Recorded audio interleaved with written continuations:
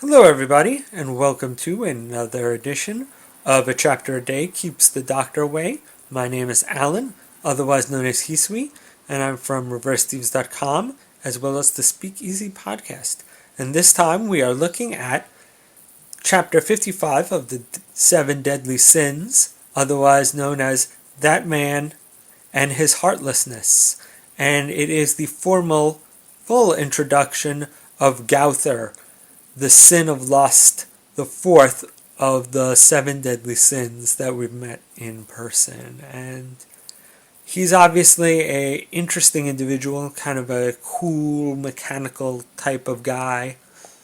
It's interesting that apparently nobody in the seven deadly sins had ever seen him in person, or at least that we know so far has seen him outside of his armor.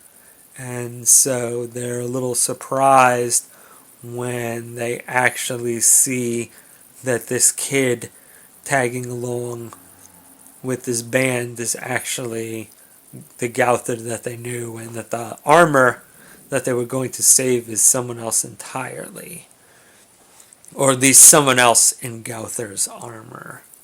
So obviously he's got some reason to, the manga is generally good enough that I don't think that they're totally, just making that up out of nowhere. I think that there's going to be some kind of reason, or at least I hope there's some kind of reason that he decided to constantly wear his armor. Because, obviously all the other sins have seen each other without their armor on, so I'm curious what his deal is. But he basically recounts how he came to be in this village and how he saw this beast, and for some reason or another he seemed to basically jump out of his armor and let that beast jump in there. And so, what we thought was Gauther is actually this creature that the Roars of Dawn have been hunting. And so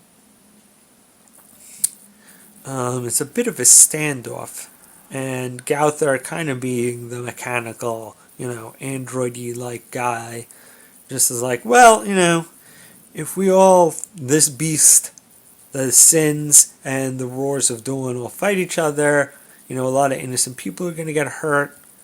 So, you know what? I'm just going to take out this monster, and hopefully the Roars of Dawn will be, like, well, we got at least one of our goals.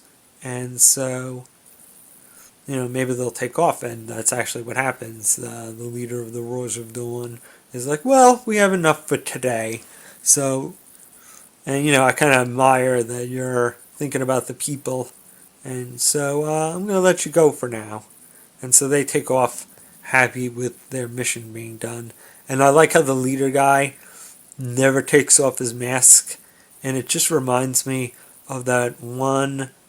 Even a monkey can draw manga, where they're talking about how a lot of times people in manga, they'll be in shadow or wear masks, and it's like, that secretly means that they just don't have his character design finished. And I feel like a lot of characters in Seven Deadly Sins are like, well, we got the general premise of this guy, but I'm not fully sure about his character design. So let's just keep him in armor for now, and reveal him when his character design's set.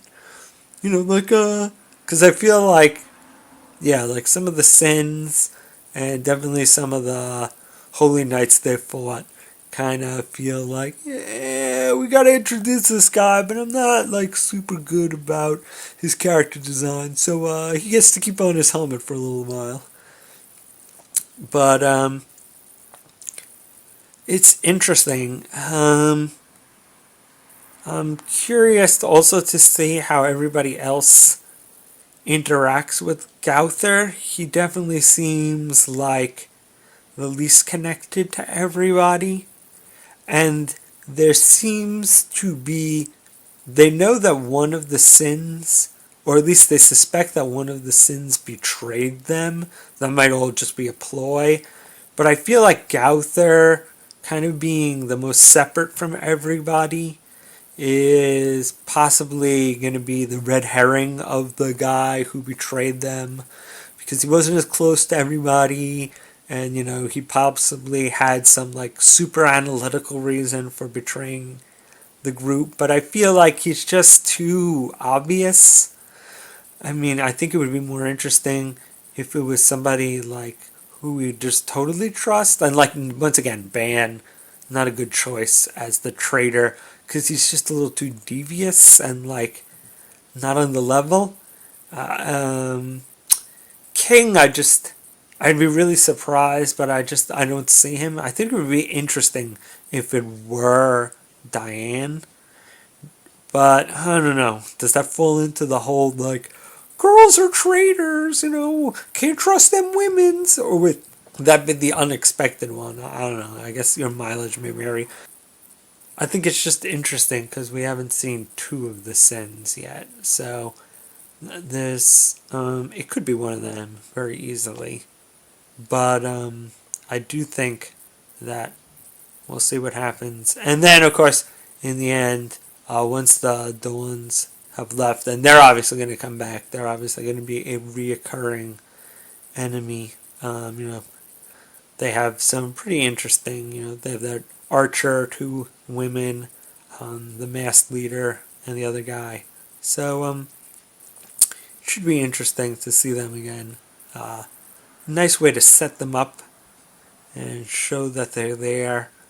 Kind of, give them a little repertoire so the next time when they come back, we kind of know what they can do, but they're still kind of, you know, have a lot of hidden abilities.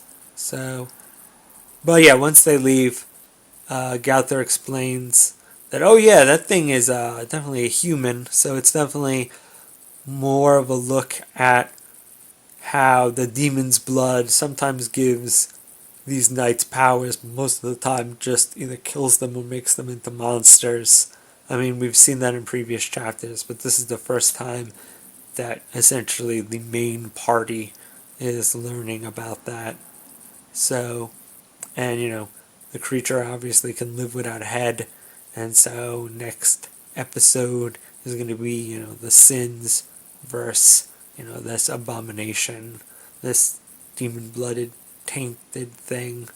Probably going to be, we're probably eventually going to find out it's like several knights that have fused into this thing, but we shall see. Otherwise, pretty good chapter. Gauther, like I said, we only kind of get a little view of him. I feel like most of the other sins, when we see them, they're really kind of, their personality is pretty readily apparent and how they interact with everybody.